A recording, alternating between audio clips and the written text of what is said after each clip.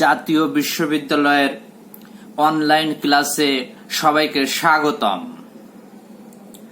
করোনাকালীন শিক্ষা কার্যক্রম চলমান রাখার স্বার্থে জাতীয় বিশ্ববিদ্যালয়ের উদ্যোগে অনলাইন ক্লাসে সংযুক্ত হতে পেরে আমি আনন্দিত।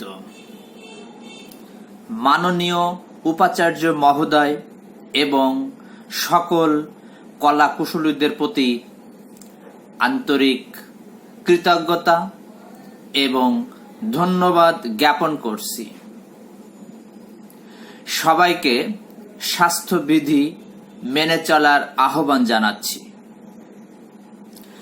বিষয় রাষ্ট্রবিজ্ঞান, কোর্স কোড 23-19-07, কোর্সের নাম রাজনীতি অধ্যয়ন পদ্ধতি, লেকচার নম্বর 6, লেকচারের শিরোনাম ব্যবস্থা তত্ত্ব সিস্টেম থিওরি, শিক্ষকের নাম মোহাম্মদ আবু হেনা মুস্তফা কামাল, সহকারী অধ্যাপক রাষ্ট্রবিজ্ঞান বিভাগ, সরকারি MM কলেজ, যশোর।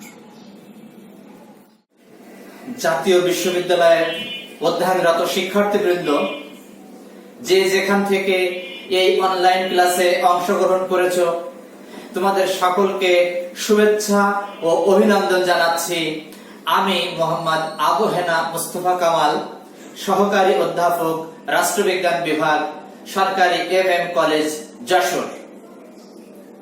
আজকের ক্লাসে আমরা আলোচনা করব অনার্স তৃতীয় বর্ষের রাজনীতি অধ্যয়ন পদ্ধতি কোর্সের 9ম অধ্যায় ব্যবস্থা তত্ত্ব বা সিস্টেম থিওরি। এই অধ্যায়ে আমরা শিখব ব্যবস্থার সংজ্ঞা, ব্যবস্থা তত্ত্বের লক্ষ্য, রাজনৈতিক ব্যবস্থা, ডেভিড স্টোনের রাজনৈতিক ব্যবস্থা, রাজনৈতিক ব্যবস্থার উপাদান, ইনপুট ও আউটপুটের ব্যাখ্যা, ডেভিড স্টোনের ব্যবস্থার মডেল, বিশ্লেষণ ক্ষেত্র, দাবি ও সমর্থনের সমস্যাবলী, ব্যবস্থা তত্ত্বের গুরুত্ব এবং ব্যবস্থা তত্ত্বের সীমাবদ্ধতা বা সমালোচনা। ব্যবস্থা তত্ত্ব রাজনীতি বিশ্লেষণের একটি জনপ্রিয় আধুনিক তত্ত্ব। বিংশ শতাব্দীর সূচনা লগ্নে প্রাকৃতিক বিজ্ঞান অধ্যয়নের জন্য তত্ত্বটির আবির্ভাব ঘটে। জার্মান জীববিজ্ঞানী লুডউইগ ভন বারটালানফি এ তত্ত্বের প্রবক্তা। এ তত্ত্বে মনে করা হয় প্রতিটি জীবদেহ এক বিশেষ ব্যবস্থার বহিঃপ্রকাশ, আর ব্যবস্থাটি হল পারস্পরিক ক্রিয়া প্রতিক্রিয়া ভিত্তিক বিভিন্ন উপাদানের যৌগ, অর্থাৎ জীবদেহের প্রত্যেক অংশ অন্য অংশের সঙ্গে একটি সুসংবদ্ধ ব্যবস্থার দ্বারা সংযুক্ত। বস্তুত একটি প্রাণীর সকল অঙ্গ প্রত্যঙ্গের পরিপ্রেক্ষিতে উক্ত প্রাণীকে ব্যাখ্যা করার লক্ষ্যে এ তত্ত্বের আবির্ভাব ঘটেছিল। কিন্তু পরবর্তীতে তত্ত্বটি শুধুমাত্র প্রাকৃতিক বিজ্ঞানের মধ্যে সীমাবদ্ধ থাকেনি। সমাজ বিজ্ঞানের বিভিন্ন শাখায় এর সফল প্রয়োগ ঘটতে শুরু করে। নৃবিজ্ঞানে এটির ব্যাপক প্রয়োগ হয়েছিল। বিংশ শতাব্দীর 60-এর দশকে ডেভিড স্টোন এটিকে রাষ্ট্রবিজ্ঞান অধ্যয়নের উপযোগী করে গড়ে তোলেন। তিনি 1953 সালে প্রকাশিত তার দ্য পলিটিক্যাল সিস্টেম গ্রন্থে রাজনীতি অধ্যয়নে ব্যবস্থা তত্ত্বের প্রয়োগ ও গুরুত্ব তুলে ধরতে সক্ষম হন। ডেভিড স্টোন ছাড়াও রাষ্ট্রবিজ্ঞানে Morton Kaplan, Herbert Spiro, David Apter, G.A. Almond Powell প্রমুখ এ তত্ত্ব ব্যবহার করেছেন। তো শিক্ষার্থী ভাই বোনেরা, আমরা সিস্টেম তত্ত্বের বিস্তারিত আলোচনা এবার শুরু করব।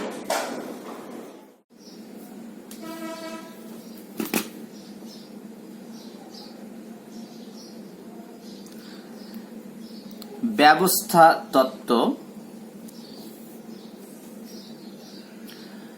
তো শিক্ষার্থী ভাই বোনেরা, ব্যবস্থা তত্ত্ব আলোচনার আগে আমাদের ব্যবস্থা সম্পর্কে ধারণা থাকা অত্যন্ত জরুরি।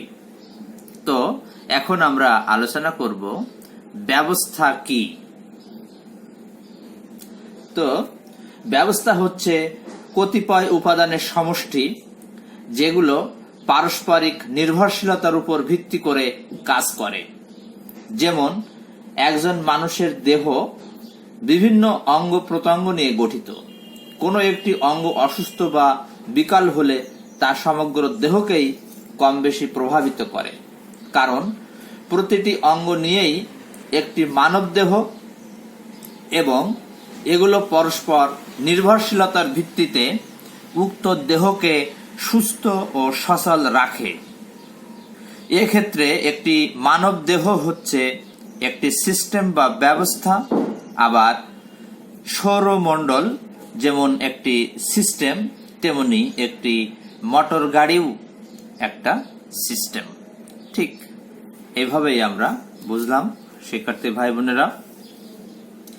এরপর আমরা বিভিন্ন রাষ্ট্র চিন্তাবিদ এবং গবেষকের সংজ্ঞা আমরা যদি বিশ্লেষণ করি, তাহলে বিষয়টি আরো আমাদের কাছে স্পষ্ট হবে।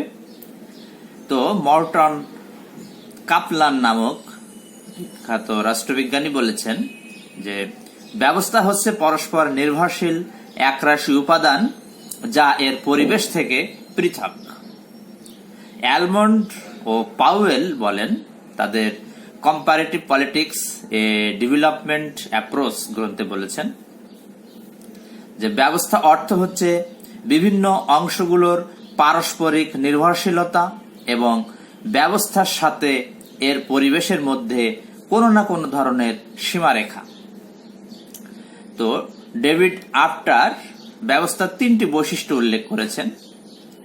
তো ব্যবস্থার নির্দিষ্ট সীমারেখা রয়েছে, ব্যবস্থা বিভিন্ন উপব্যবস্থায় বিভক্ত, সাবসিস্টেম যেটাকে বলে, এবং ব্যবস্থার ইনপুট গ্রহণ ও আউটপুট প্রদানের দক্ষতা রয়েছে।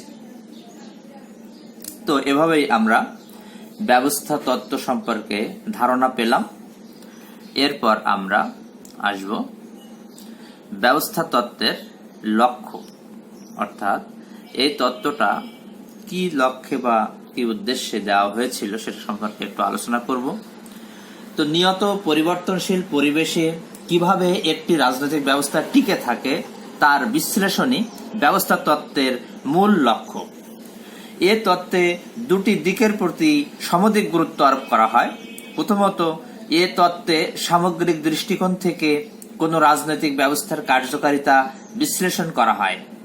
জটিল রাজনৈতিক জীবন সমগ্র সমাজ ব্যবস্থার সাথে ওতপ্রোতভাবে জড়িত, তাই কোন রাজনৈতিক ব্যবস্থার কার্যকারিতা বিশ্লেষণ করতে হবে সমাজের সংস্কৃতি, অর্থনীতি, প্রযুক্তিগত অগ্রগতি, শিক্ষার হার তথা সামাজিক জীবনের প্রেক্ষিতে।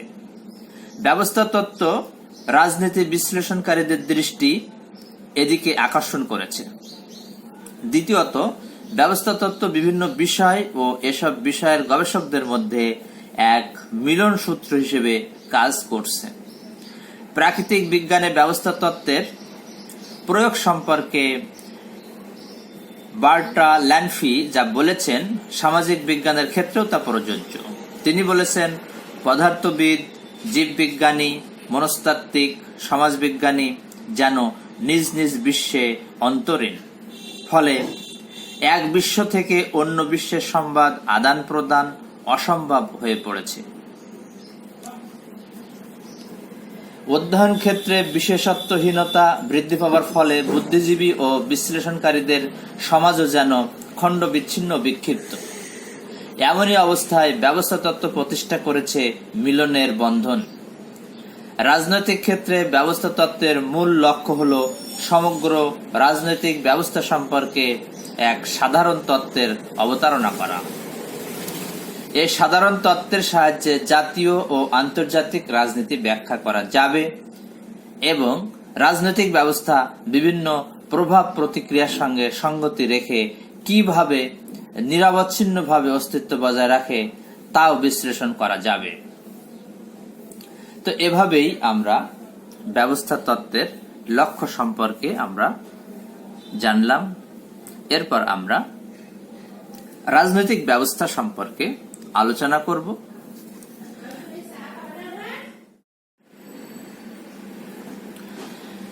রাজনৈতিক ব্যবস্থার ধারণাটি অত্যন্ত ব্যাপক। রাষ্ট্রবিজ্ঞানীরা এর সংজ্ঞা প্রদান করলেও তাদের মধ্যে অনেক মতপার্থক্য বিদ্যমান। ডেভিড স্টোন মূল্যবোধের কর্তৃত্বপূর্ণ বন্টনকে, লাসওয়েল এবং কাপলান কঠোর বঞ্চনাকে এবং রবার্ট ডাল ক্ষমতা, শাসন ও কর্তৃত্বকে রাজনৈতিক ব্যবস্থা হিসেবে অভিহিত করেছেন। তবে সকলের দৃষ্টিতেই রাজনৈতিক ব্যবস্থা সমাজে বল প্রয়োগের মাধ্যমে আইনের বাস্তবায়নের সাথে জড়িত।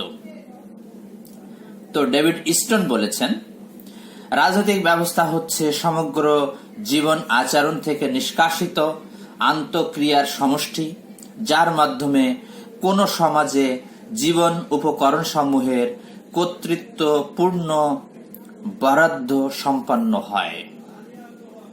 তো শিক্ষার্থী ভাই বোনেরা, ডেভিড স্টোনের যে সংজ্ঞা, সেখানে আমরা রাজনৈতিক ব্যবস্থা তিনটি উপাদান সেখানে পাব।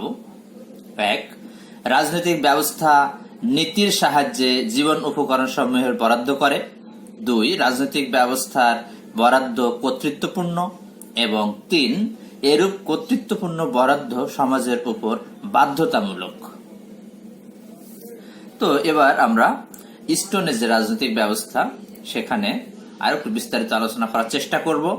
যে স্টোনের মতে যে কোনো রাজনৈতিক ব্যবস্থার মুখ্য বা প্রধান কাজ হলো সমাজের উপযোগ বা জীবন ধারণের মূল্যবান উপকরণ সমূহের কর্তৃত্বপূর্ণ বরাদ্দ সাধন করা। উপযোগ বা জীবন ধারণের মূল্যবান উপকরণ বলতে বোঝায় জাগতিক সম্পদ ও অন্যান্য প্রতীকধর্মী পুরস্কার, যা মানুষ আকাঙ্ক্ষা করে অথবা পেলে খুশি হয়। যে কোনো সমাজে এসব জিনিস সীমিত।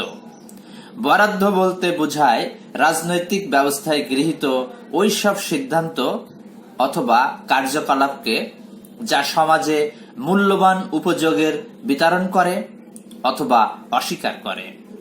আর বরাদ্দ কোন সমাজে তখনই প্রভুত্ব ব্যঞ্জক হয়ে ওঠে যখন বরাদ্দের সিদ্ধান্ত সমূহ হয় বৈধ এবং অবশ্য পালনীয়। বরাদ্দ প্রভুত্ব ব্যঞ্জক করার লক্ষ্যে সমাজে বিরাজমান বিভিন্নমুখী সমস্যার পশ্চাতে যে সকল দ্বন্দ্ব সংঘাত ক্রিয়া করে সেগুলো দূর করার জন্য প্রত্যেকটি রাজনৈতিক ব্যবস্থায় চূড়ান্তভাবে বল প্রয়োগের হুমকি প্রদান করা হয় অথবা বল প্রয়োগ করা হয়। রাজনৈতিক ব্যবস্থা কর্তৃক দ্বন্দ্ব সংঘাত মীমাংসার এ ধরনের ক্ষমতা যেমন রাজনৈতিক ব্যবস্থাকে বিশেষভাবে বৈশিষ্ট্যমণ্ডিত করেছে, তেমনি পরিবার বা অন্যান্য সঙ্গের সাথে রাজনৈতিক ব্যবস্থার পার্থক্য সৃষ্টি করেছে।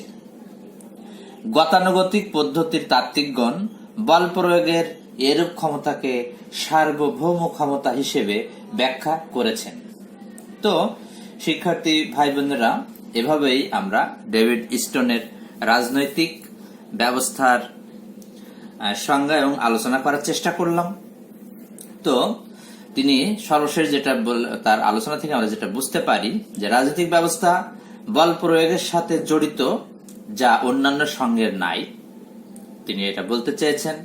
আর বল প্রয়োগ তখনই অবশ্য পালনীয় হয় যখন তা বৈধ হয়। কাজেই রাজনৈতিক ব্যবস্থা বৈধ বল প্রয়োগের সাথে জড়িত এক ব্যবস্থা যা এটিকে অন্যান্য ব্যবস্থা থেকে পৃথক করেছে। মূলত এটাই হচ্ছে রাজনৈতিক ব্যবস্থা। এরপরে আমরা পাব ডেভিড স্টোনের রাজনৈতিক ব্যবস্থা। অর্থাৎ আগেও আমরা রাজনৈতিক ব্যবস্থা পড়েছি, কিন্তু ডেভিড স্টোন এটাকে আরো মডিফাই করেছেন আর কি।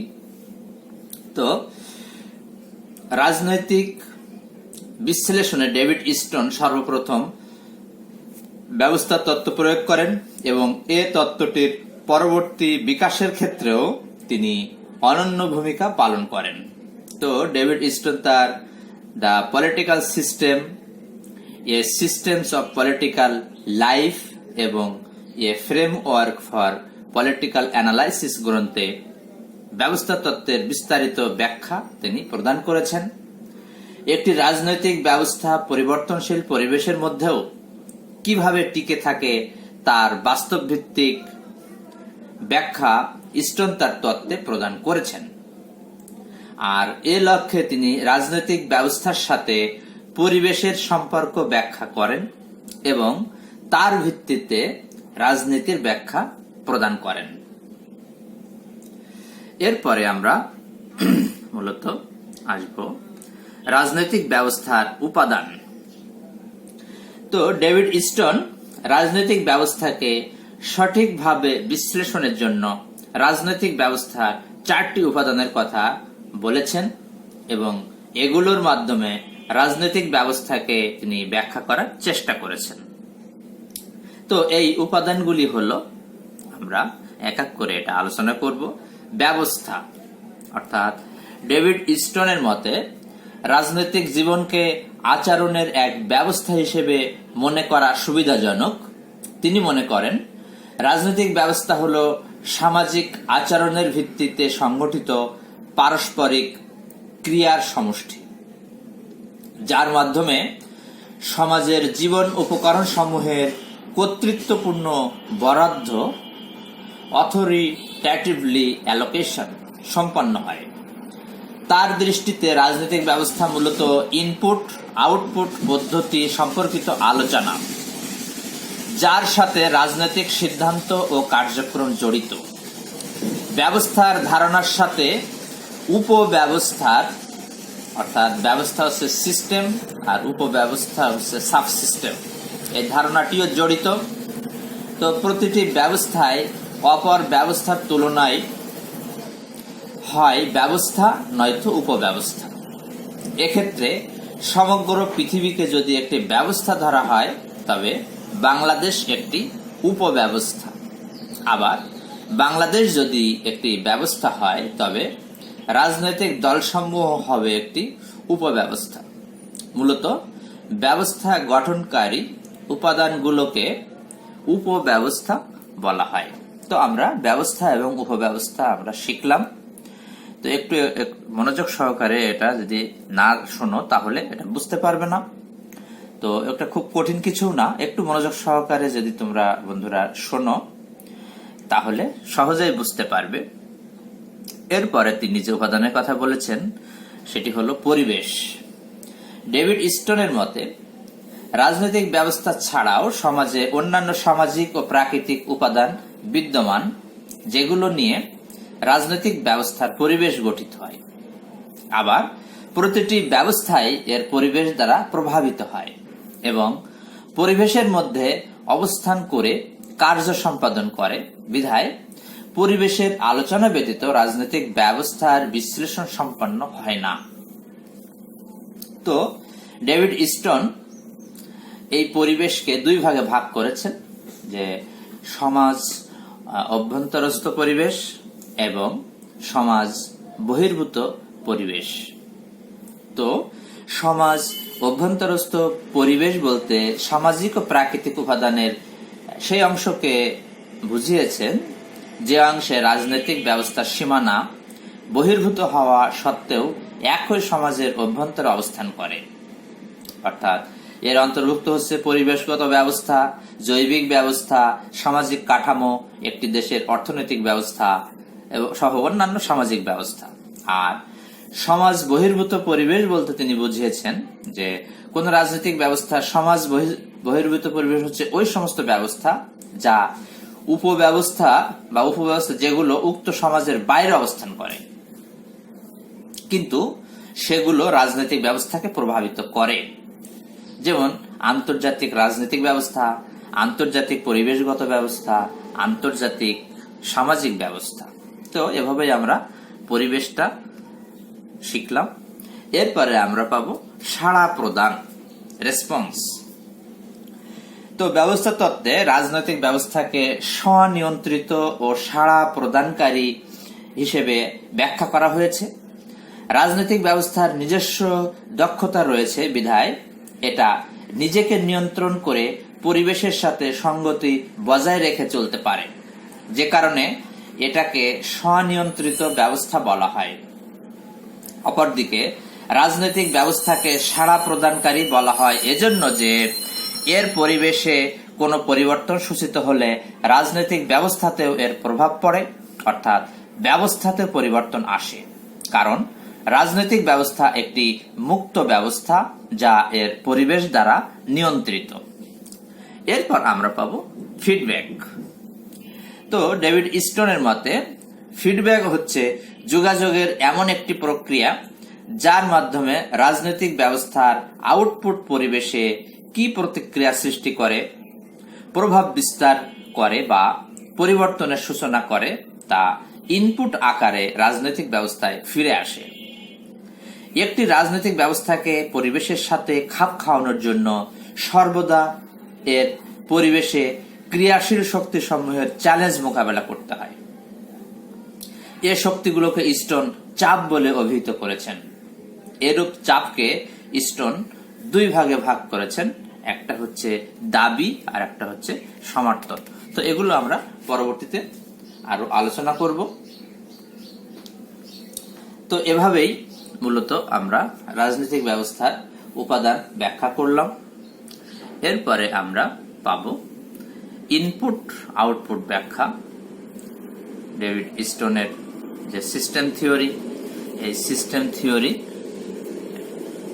একটি গুরুত্বপূর্ণ বিষয় ইনপুট এবং আউটপুট। তো ব্যবস্থার তত্ত্বে ইনপুট ও আউটপুটের ধারণা দুটি খুবই গুরুত্বপূর্ণ, কেননা ব্যবস্থা তত্ত্ব মূলত ইনপুট ও আউটপুটের মাধ্যমে সাম্যাবস্থা বিশ্লেষণের তত্ত্ব, যে কারণে এটিকে অনেক সময় ইনপুট আউটপুট বিশ্লেষণ বলেও অভিহিত করা হয়। তো আমরা এখন ইনপুট সম্পর্কে জানব। রাজনৈতিক ব্যবস্থাকে প্রভাবিত করার জন্য যে সব পরিবর্তন পরিবেশ থেকে সূচিত হয়, স্টোন সেগুলোকে ইনপুট বলে অভিহিত করেছেন।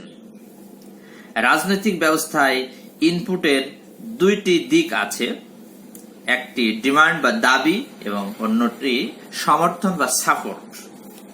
তো আমরা দেখি দাবিটা কি। স্টোনের মতে দাবি হচ্ছে একটি রাজনৈতিক ব্যবস্থায় পরিবেশ থেকে বিভিন্ন ধরন ও মাত্রার দাবি উত্থাপিত হতে পারে।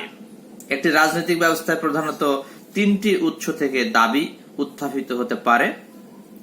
তো রাজনৈতিক ব্যবস্থার ভেতর থেকে, ব্যবস্থার বাইরে থেকে এবং সিদ্ধান্ত বা নীতির প্রতিক্রিয়া থেকে।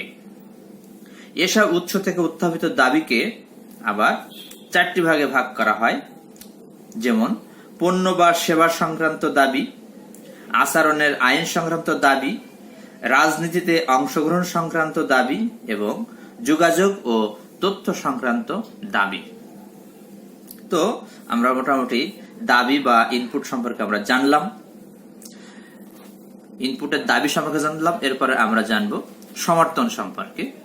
তো রাজনৈতিক ব্যবস্থায় পরিবেশে কেবল দাবিই থাকে না, বরং সমর্থনও থাকে। দাবি রাজনৈতিক ব্যবস্থায় চাপের সৃষ্টি করে এবং অতিরিক্ত দাবির চাপে ব্যবস্থা ভেঙে পড়তে পারে। এই অবস্থায় সমর্থন রাজনৈতিক ব্যবস্থার অস্তিত্বকে রক্ষা করে এবং সমাজে সাম্য প্রতিষ্ঠা করে।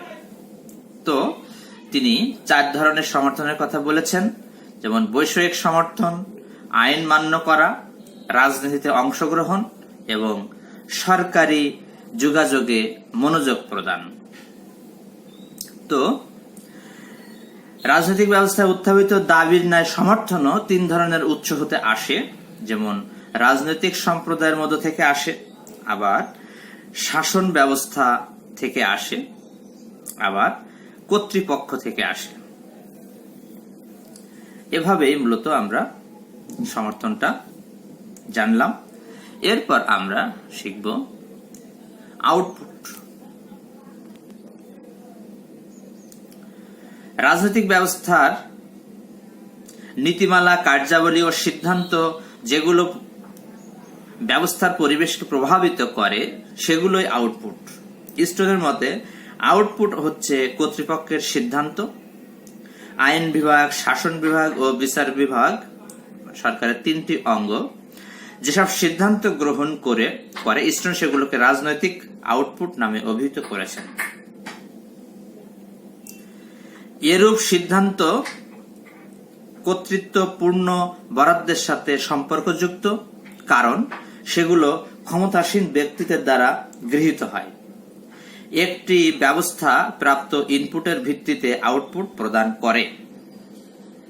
তো রাজনৈতিক ব্যবস্থায় তিনি 4 ধরনের আউটপুটের কথা বলেছেন, যেমন কর, খাজনা, সেবা, কর সহ অন্যান্য কর বা সার্ভিস সুবিধাদি আদায় সংক্রান্ত আউটপুট, মানুষের আচরণ ও সম্পর্ক নির্ধারণের জন্য আইন প্রণয়ন করা, পণ্য, সেবা, সুবিধা, সম্মান, পদ ইত্যাদি বরাদ্দ করা এবং মূল্যবোধ, রাজনৈতিক প্রতীক ও নীতির প্রতি দৃঢ় সংকল্প ব্যক্তকরণ, এগুলোই হচ্ছে আউটপুট। এরপর আমরা আসব ডেভিড স্টোনের যে ব্যবস্থার মডেল সেই আলোচনায়। তো স্টোনের প্রদত্ত ব্যবস্থার মডেলে দেখানো হয়েছে যে রাজনৈতিক ব্যবস্থা কিভাবে পরিবেশের পরিবর্তনের মধ্য দিয়ে টিকে থাকে এবং কার্য সম্পাদন করে। স্টোনের মতে রাজনৈতিক ব্যবস্থা এবং পরিবেশ পরস্পর সম্পর্কযুক্ত ও নির্ভরশীল। পরিবেশে কোনো পরিবর্তন সূচিত হলে তা রাজনৈতিক ব্যবস্থার উপর প্রভাব ফেলে। রাজনৈতিক ব্যবস্থার অন্যতম 2টি উপাদান হচ্ছে ইনপুট ও আউটপুট। ইনপুটের অন্তর্গত দাবি ও সমর্থন পরিবেশ থেকে রাজনৈতিক ব্যবস্থায় প্রবেশ করে। রাজনৈতিক কর্তৃপক্ষ উক্ত ইনপুটের প্রতি প্রতিক্রিয়া ব্যক্ত করে, অর্থাৎ কোন সিদ্ধান্ত গ্রহণ বা কার্য সম্পাদন করে, যাকে আউটপুট বলা হয়।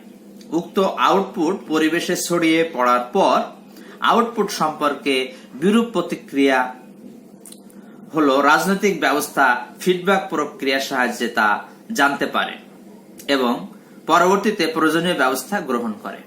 এভাবে রাজনৈতিক ব্যবস্থা ইনপুটকে আউটপুটে রূপান্তরকরণ প্রক্রিয়ার মাধ্যমে পরিবেশের প্রতি সাড়া দিয়ে এর স্থায়িত্ব বজায় রাখে।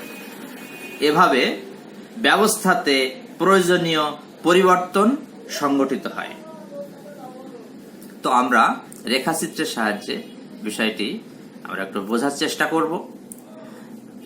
শিক্ষার্থী ভাই বোনেরা, আমরা দেখতে পাচ্ছি যে রাজনৈতিক ব্যবস্থার মডেল।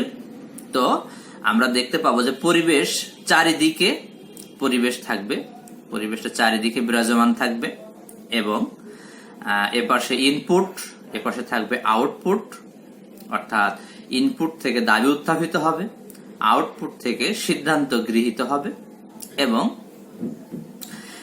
ইনপুট সাইডে থাকবে দাবি ও সমর্থন, অর্থাৎ দাবি এবং দাবিটা কতটুকু যৌক্তিক সেটাও এখানে বিচার বিশ্লেষণ করা হবে। তো তারপরে পলিটিক্যাল সিস্টেম বা রাজনৈতিক ব্যবস্থার মাধ্যমেই এটা ডিসিশন লেভেলে বা পলিসি লেভেলে চলে যাবে এবং ফিডব্যাক আকারে সেটা আবার ইনপুটে ফিরে আসবে। এই যে একটা চক্র বা এই যে একটা সঞ্চালন পথ, মূলত এটা যে মাধ্যমে হয়ে থাকে বা যে প্রক্রিয়ায় হয়ে থাকে, ডেভিড স্টোন এটাকে পলিটিক্যাল সিস্টেম হিসাবে আখ্যায়িত করেছেন। তো ইনপুট ও আউটপুট প্রবাহ কেবল রাজনৈতিক ব্যবস্থা ও এর পরিবেশের মধ্যে সংগঠিত হয় না, বরং রাজনৈতিক ব্যবস্থার অভ্যন্তরেও এ প্রক্রিয়া সংগঠিত হয়। কারণ রাজনৈতিক ব্যবস্থার প্রতিটি সিদ্ধান্তই গৃহীত হয় মুষ্টিমেয় এলিটদের দ্বারা এবং সিদ্ধান্ত গ্রহণের সময় সিদ্ধান্ত গ্রহণকারী এলিট সম্প্রদায়ের পরিবেশের প্রেক্ষিতে সিদ্ধান্ত গৃহীত হয়। তো চিত্রে দেখা যাচ্ছে যে একটি রাজনৈতিক ব্যবস্থায় সংগঠিত ফিডব্যাক প্রক্রিয়ার অনুরূপ ফিডব্যাক রাজনৈতিক ব্যবস্থার অভ্যন্তরেও বিদ্যমান, কিন্তু সিদ্ধান্ত গ্রহণকারীরা কিভাবে সিদ্ধান্ত গ্রহণ করে তা সাধারণ মানুষ জানতে পারে না। এজন্য রাজনৈতিক ব্যবস্থার এই অংশটিকে কালো বক্স বা ব্ল্যাক বক্স হিসেবে অভিহিত করা হয়। অর্থাৎ এই এরিয়াটাকে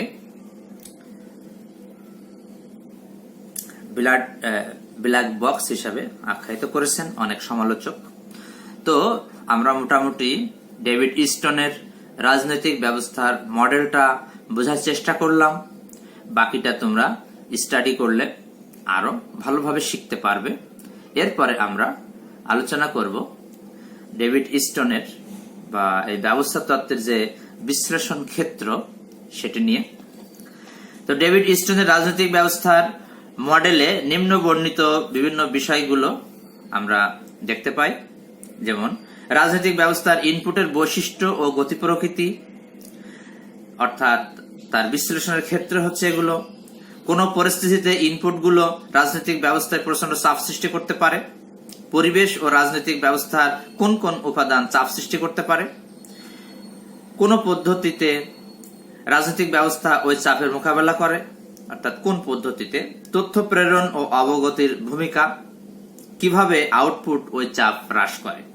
এটাই মূলত ডেভিড ইস্টনের রাজনৈতিক ব্যবস্থা বিশ্লেষণ ক্ষেত্র। এরপরে আমরা আসব দাবি ও সমর্থনের কিছু সমস্যা বিরাজমান, সেই সমস্যাগুলো আমরা একটু দেখব। তো রাজনৈতিক ব্যবস্থাকে প্রভাবিত করার জন্য যেসব পরিবর্তন পরিবেশ থেকে সূচিত হয় ইস্টনের মতে তাই হলো ইনপুট। তো ইনপুটের রয়েছে দুটি ভাগ, এর একটি হচ্ছে দাবি, অন্যটি হচ্ছে সমর্থন। তো দাবি, চাহিদা ও অভাব অভিযোগ দাবি আকারে রাজনৈতিক ব্যবস্থার নিকট উপস্থাপিত হয়। এসব দাবির প্রকার ও পরিমাণ স্বার্থগোষ্ঠী, রাজনৈতিক দল ও গণসংযোগের মাধ্যমে নির্ধারিত ও গ্রথিত হয় এবং কর্তৃপক্ষের নিকট প্রেরিত হয়।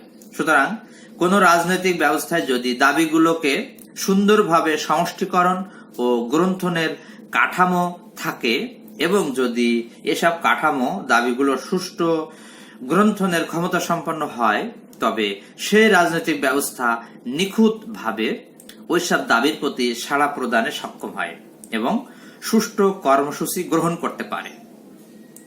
এসব কাঠামো ছাড়াও রয়েছে সাংস্কৃতিক সুবিধা বা প্রতিবন্ধকতা, যার ফলে ওইসব দাবি সুসংহতভাবে কর্তৃপক্ষের নিকট নিয়ন্ত্রিত অবস্থায় উপস্থাপিত হয়।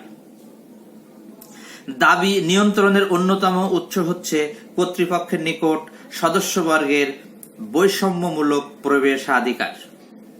কর্তৃপক্ষের নিকট সকল সদস্যের প্রবেশাধিকার থাকে না ও সকল সদস্য দাবি উত্থাপনে সক্ষম নয়।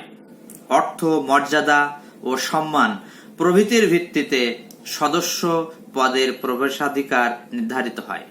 কর্তৃপক্ষেরও সংস্থান সীমিত, ফলে যে কোনো রাজনৈতিক ব্যবস্থায় কর্তৃপক্ষ সাধারণত দাবি দেওয়ার প্রতি অধিক সাড়া প্রদান করেন, কারণ চূড়ান্ত পর্যায়ে কর্তৃপক্ষকে প্রভাবশালী সদস্যদের সমর্থনের উপর নির্ভর করতে হয়। তো মূলত আমাদের সোসাইটিতে, অর্থাৎ তৃতীয় বিশ্বের বা উন্নয়নশীল দেশগুলোর সোসাইটিতে দাবি ও সমর্থনের এই সকল সমস্যাগুলো প্রকট আকার ধারণ করে। অর্থাৎ আমাদের দেশে সাধারণ জনগণ বা ইনপুট সাইড থেকে প্রকৃত দাবি উত্থাপনের এবং সমর্থনের অনেক ধরনের সমস্যা দেখা দেয়। এরপরে আমরা আলোচনা করব ব্যবস্থা তত্ত্বের গুরুত্ব। অর্থাৎ এই তত্ত্বটি আমরা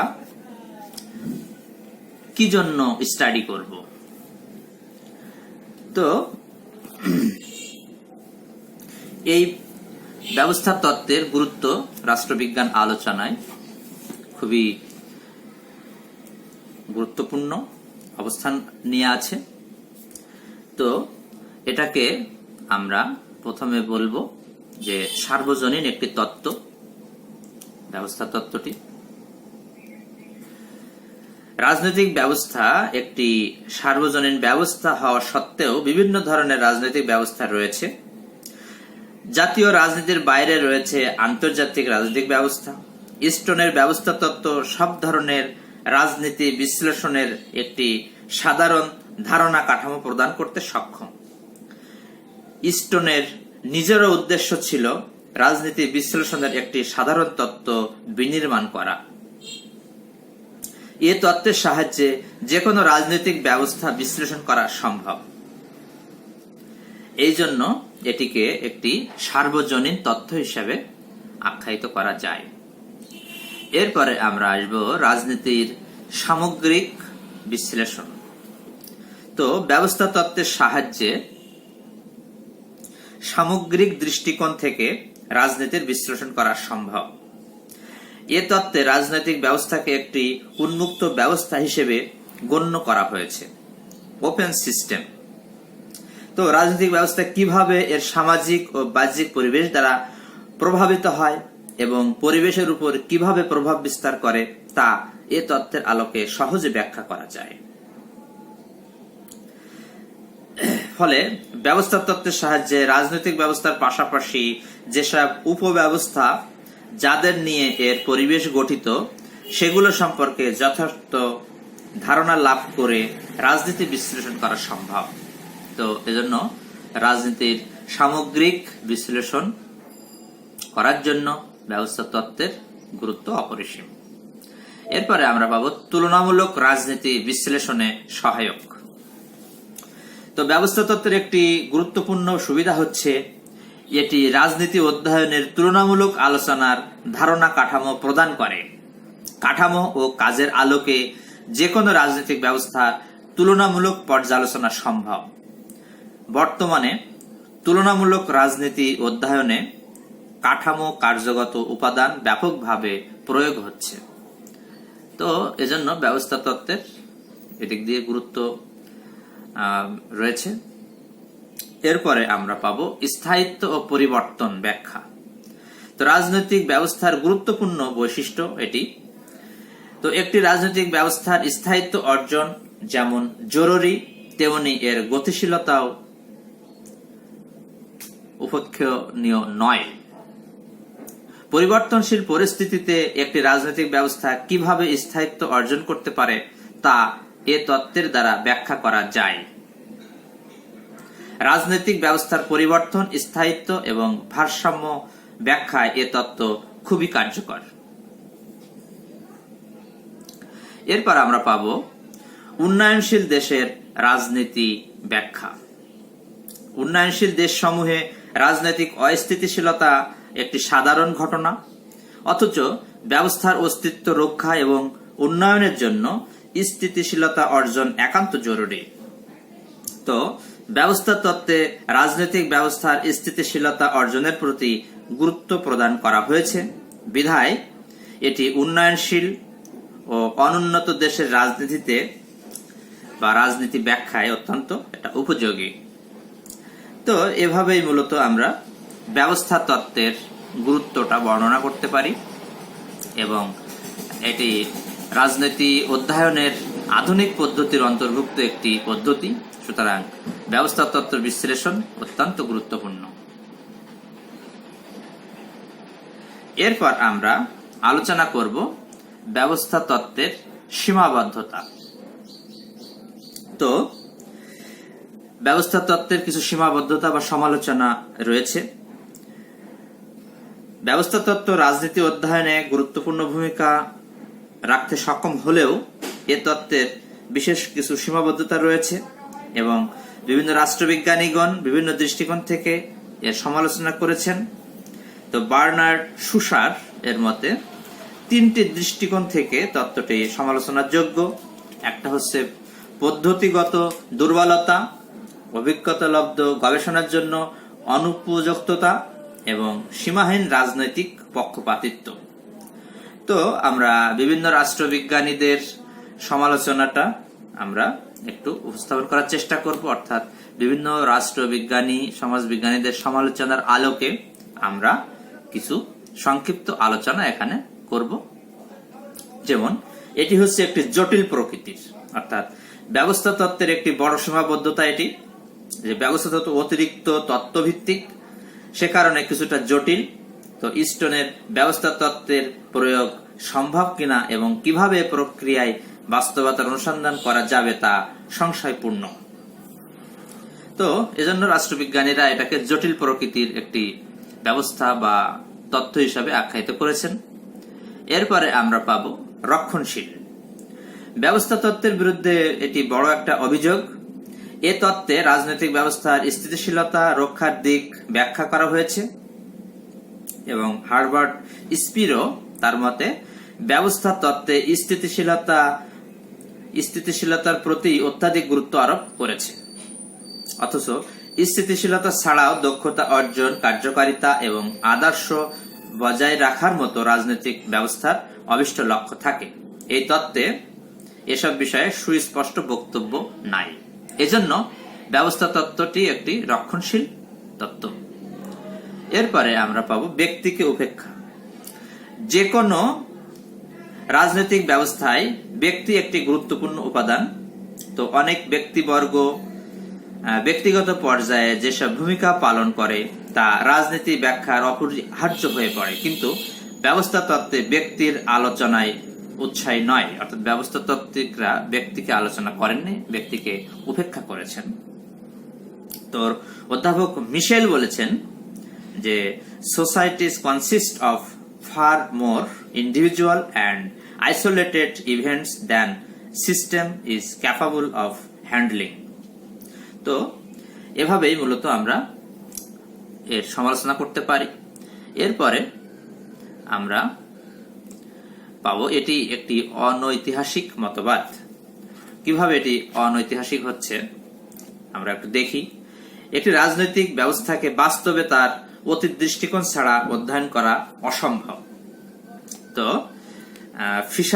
ফিশারের মতে একটি রাজনৈতিক ব্যবস্থার উত্থান এবং এর ঐতিহাসিক শক্তি ও দুর্বলতার সম্যক ধারণা ছাড়া একটি ঘটনাকে সংকট বা স্বাভাবিক অবস্থা বলা অত্যন্ত কঠিন। তো ব্যবস্থা তত্ত্বে রাজনৈতিক ব্যবস্থার উদ্ভব, বৈশিষ্ট্য, তার ঐতিহাসিক ধরন ইত্যাদি বিষয়গুলো উপেক্ষিত হয়েছে, তাই এটি একটি অনৈতিহাসিক তত্ত্ব। এরপরে আমরা পাবো বাস্তবতাকে উপেক্ষা, অর্থাৎ রাজনীতির সাধারণ তত্ত্ব প্রতিষ্ঠা করতে গিয়ে ব্যবস্থা তত্ত্ব বাস্তবতাকে উপেক্ষা করেছে। তো বাস্তব ধারণা যেমন রাজনৈতিক ক্ষমতা বা জনগণের আচরণ ইস্টনের তত্ত্বে স্থান পায়নি। এরপরে আমরা পাবো যান্ত্রিক, অর্থাৎ ডেভিড ইস্টনের ব্যবস্থা তত্ত্বকে অনেকে যান্ত্রিক তত্ত্ব বলে অভিহিত করেছেন।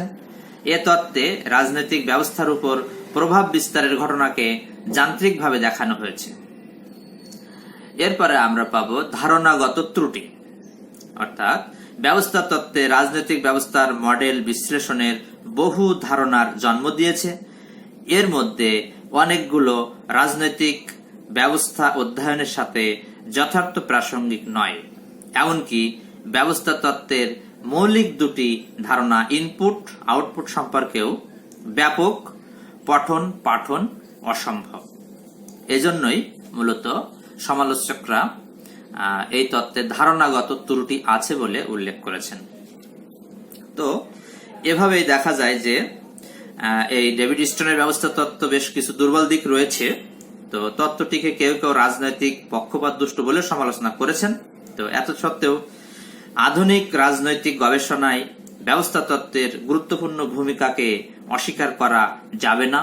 এটি রাষ্ট্রবিজ্ঞান আলোচনায় নব দিগন্তের সূচনা করেছে।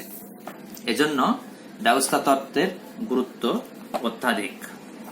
এরপর শিক্ষার্থী ভাই বোনেরা, আজকের ক্লাস থেকে আমরা শিখলাম ব্যবস্থার সংজ্ঞা, ব্যবস্থা তত্ত্বের লক্ষ্য, রাজনৈতিক ব্যবস্থা, ডেভিড ইস্টনের রাজনৈতিক ব্যবস্থা, রাজনৈতিক ব্যবস্থার উপাদান, ইনপুট ও আউটপুট ব্যাখ্যা, ডেভিড ইস্টনের ব্যবস্থার মডেল, বিশ্লেষণ ক্ষেত্র, দাবি ও সমর্থনের সমস্যাবলী, ব্যবস্থা তত্ত্বের গুরুত্ব, ব্যবস্থা তত্ত্বের সীমাবদ্ধতা।